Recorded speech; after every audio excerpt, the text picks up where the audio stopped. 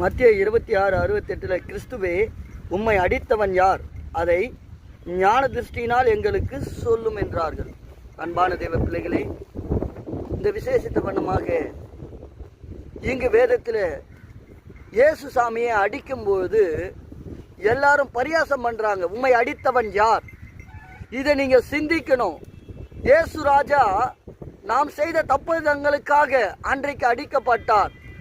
இன்றைக்கும் ஒவ்வொரு நாளும் நீங்கள் செய்கிற தப்பிதங்களுக்காக அவர் அடிக்கப்பட்டு கொண்டிருக்கிறார் என்பதை மறந்து, அன்பான தேவ பிள்ளைகளே, நீங்க உணர்வடைய வேண்டும். அடித்தவன் யார்?